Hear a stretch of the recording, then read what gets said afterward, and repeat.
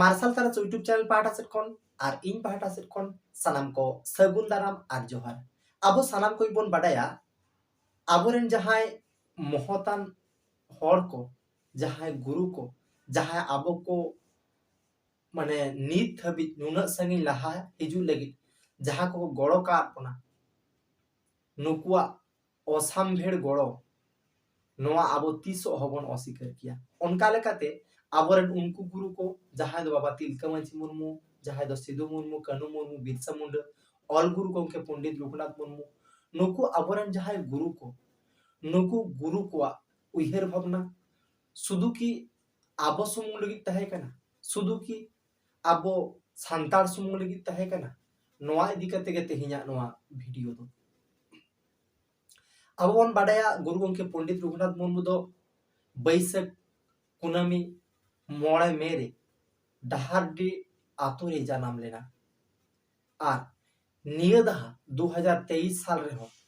नोआ बैसाख कुनामी और मोड़े में मिद दिन रेगे पड़ाव लेना माने मोड़े मेरे की बैसाख कुनामी हो पड़ाव लेना उनाते नेस दो जहां लेका 1905 साल रेना मोड़े में बैसाख कुनामी उनका गे नेस 2023 साल रेना नोआ मोड़े में बैसाख कुनामी जुल लेना उनका लेकाते गोटा दिसम जकात गे अबो गुरु गंके जानाम माहा बन मनाव का और उनका लेकाते शुद्ध गुरु गंके पंडित रघुनाथ मुर्मू दो नोआ भारत दिसम रे चर्चा रे मेने नोआ दो बांग भारत बाहर गुरु गंके इदी कते खंदरन चर्चा ऑलतल अडी जस्ती चेत हुयु कान गया से तायम दाराम हो हुयु गया गुरु गंके इदी कते मेनखान अबो किछु किछु होड़ा अबो उयहर भावना नीत और सेदायरन गुरु को सला दोमेटा फराक काना और सरी की तिना कान फराक ना लगती मेना से बांग नोआ को इदी कते गे तेहिं अबो रोपड़ दो गुरु गंके पंडित रघुनाथ मुर्मू आबन बाडाया सांतार सावता रनिक कनाय मुर्मू परिस गुरु गंके पंडित रघुनाथ मुर्मू कनाय सांतार परिस रनिक कनाय उनका लेकाते सांतार सावता लगी दो अडी आथा में कमी का से कमी लगी चेष्टा का और तेहेन जहां कमी का बोना गुरु गंके पंडित रघुनाथ मुर्मू नोआ ना जहां माने जहां बन न्यामा का नोआ दो अडी गौरव आना काना उनका गे उनी चितार विभिन्न तर्क वितर्क मेना गया एनते रहो आबोन नेला गुरु गंके पंडित रघुनाथ मुर्मू दो से आबोरन सेदा जहां महतान व्यक्ति को मेना कुआ नुकु दो तीसो हुडिंग मोनियान हर दो को बांग को ताहे काना उनको दो अडी विस्तार उयहर भावना ताहे कान तकुआ उनको दो जहां अबो मेटा कथा बोन लिया सावता साव साव खन गे सावता नोआ सावता से आर बांग गावता नोंकाना मेटांग मारांग उयहरान हर को ताहे काना उनका लेकाते अब बुझाव दाड़िया बन गुरु गंके पंडित रघुनाथ मुर्मू गुरु गंके पंडित रघुनाथ मुर्मू जहां ऑलचिकी बेना 25 साल रे जहां दो 38 साल रे छापा उछन किया नोआ ऑलचिकी हो किंतु शुधु सांताल को पार्टिकुलरली सांताल को लगी सांताड़ा चिकी करा नोंका दो बांग सांताड़ा पुष्टव सही ऑलोआ उनका गे ऑस्टिक पर्सी गुटरेना सानाम पर्सी को गे नोआ चिकीते पुष्टव सही ए ऑल उछन दाड़िया ऑल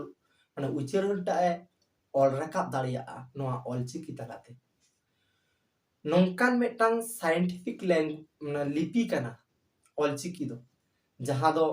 अडी हाहाड़ा रना विषय जहां दो नोआ चिता रे एखनो खंदरन चला कान गया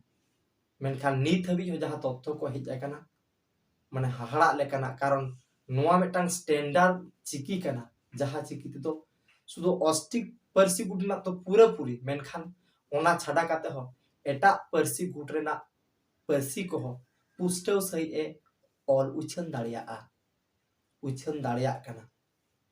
मेनखान सांताल पर्सी लगी दो बेस्ट झोत्तो खन कारण सांताल पर्सी एटा जहां लिपि तिगी ऑलोआ ओना बांग पुष्टव गानोआ किछु किछु आड़ांग को मेना सांताल पर्सी रे जहां जहां शब्द को अड़ा को बन व्यवहार ओना को बांग ऑल पुष्टआ मेनखान ऑल चिकीते पुष्टव सही ऑलोआ अब नोडे खन बन बुझ दाड़िया तेहें अब मानाव और बांगबुन मानाव नोआ दो जोर गोलाते लई गानोआ जे ऑस्टिक पर्सी रेना जहां पर्सी को मेना भाषा को मेना नोआ को लगी ऑलचिकी दो परफेक्ट गया सान्ताली लगी तो पूरा पूरी 1000% लई गानोआ मेनखान एटा ऑस्टिक पर्सी को लगी हो नोआते बुझोआ गुरु गंके पंडित रघुनाथ मुर्मू दो शुधु हुडिंग संकीर्ण मानसिकतान हड़ बांगे ताहे कना अडी महतान हड़े ताहे कना तेहें ओना तेहें ऑलचिकी गे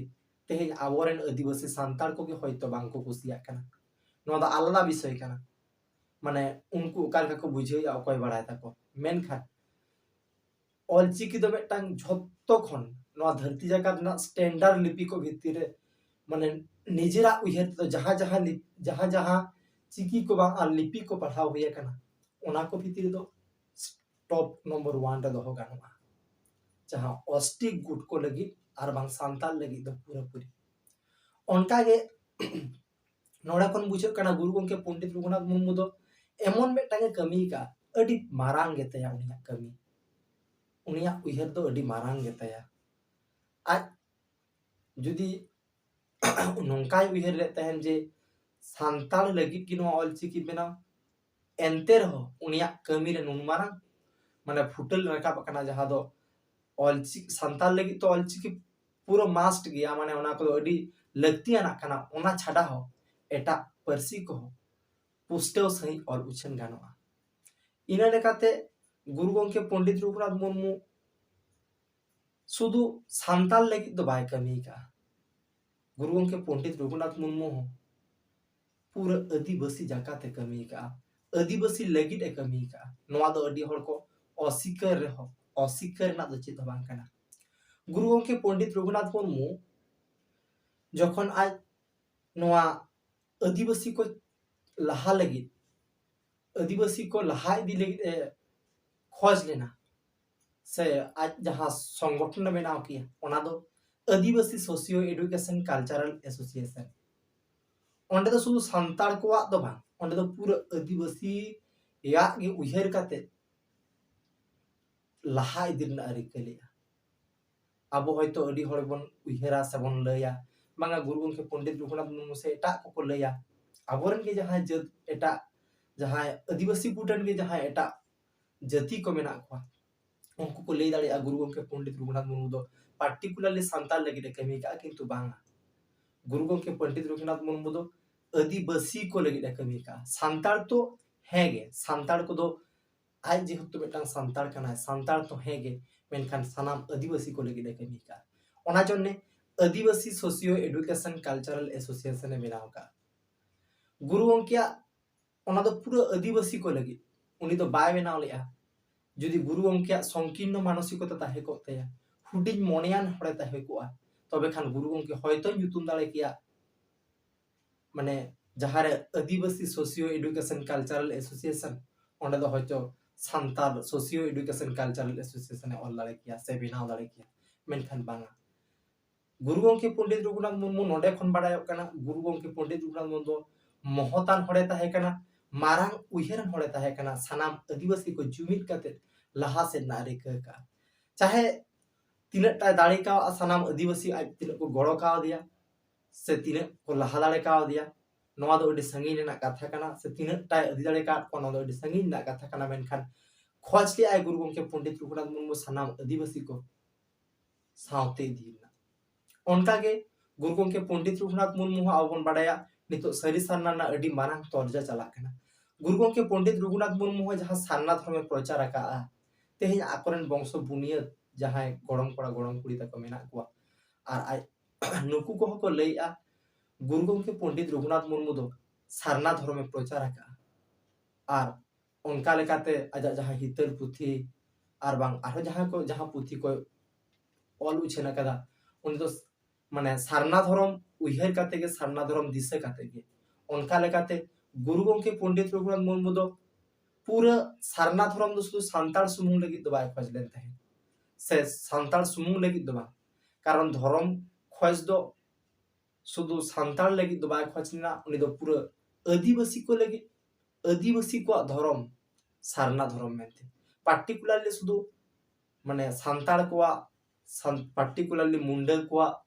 पार्टिकुलरली भूमिज को पार्टिकुलरली हनको माने अबो आदिवासी भितर जहां जहां जाति को मेना मोना नुकु को नोंका दो बांग आदिवासी दो माने गुरु गोंके पंडित रघुनाथ मुर्मू दो खोज लिया पूरा आदिवासी को धर्म दो सारना धर्म कना आबो नोआ खन बन बुझाव दाड़िया गुरु गोंके पंडित रघुनाथ मुर्मू दो सान्ताड़ सावता रनी कान रे होय सान्ताड़ सावता सावते कमी का रे होय सनाम आदिवासी को कथा बाय उहिर कदा सनाम आदिवासी को लहा इदी रना रिका का आजा खन आजा इख्तियार रे आज तीन टाइ दाड़े का ओना चेष्टा का आर आबोरेन नित्रेन जहां लेका आबोरेन अयुरिया को ओका लेका बुन कमी कना नोआ को दिसे काते आबोरेन माने जहां नितो रेन अयुरिया को जहां विभिन्न संगठन को चलाया नुकुआ उहिर भावना ओका लेका कारण तेहिं आबुआ जुमित निहत के दरकारा आदिवासी भितिर आबुआ यूनिटी बनुआना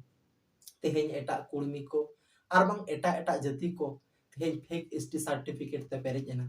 मेनखान नोआ लगी ओकोया हरा रंदन बनुआना उना तो आबो बाबो रा रंदन कना कष्ट बाबन बुझावया नोआ इदी कते मारंग आंदोलन बाबन तैयारिया नोड़े खन बुझाग कना आबो आदिवासी दो बाबन जुमित गया मेनखान जहां को आबोरेन सेदाय को खोजा कदा सेदाय खन को खोज अगु का उनको बांको दाड़े का रहो नितो हो आबो ओना खन अडी संगी रे सेना कना आबो कट्टी बाबन खोजो कना जहां लेका तेहें फेक एसटी सर्टिफिकेट एटा जहां मंडल को बेनारजी चिटालजी सनाम को बोलन कना एटा एटा रेन जहां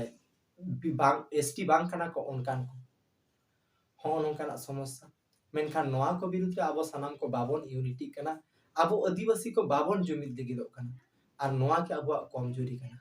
तेहिं कुर्मी को जहां आकोआ आंदोलन को जहां लेका आको एसटी रे हिजु लगी ते जहां लेका तेहिं सुदो माने आको नोआ कुर्मी समाज भितिर दो कुर्मी छाड़ा काते हो तेहिं आकोरेन जहां नोआ पश्चिम बांग्ला रेन मुख्यमंत्री ममता बंदोपाध्याय हो उनी क्षमा स्वीकारी किछु किछु समय रे माने किछु किछु कथा रे आइरेन जहां पार्टी रेन किछु जहां हड़ मेना को उनकुआ इदी कते आई क्षमा स्वीकार होय कानते कुर्मी को इदी कते मेनखान ओना दाग काटाव कना मीडिया रे ओना हाईलाइट कना मेनखान आबो इदी कते आबोआ आंदोलन इदी कते सरकार ठन सरकारा मोने रे कटी हो दाग बाबन काटाव दाड़ी कादा जे आबो बन दाड़िया मेनते नोंकाना बांगबन प्रूफ दाड़िया कना ओनाना झोत्तो खन मारंग कारण दो हुयो कना आबुआ जहां डिवाइड जहां लेका आबो बन हटिया कना विभिन्न रकम ते विभिन्न लेकाते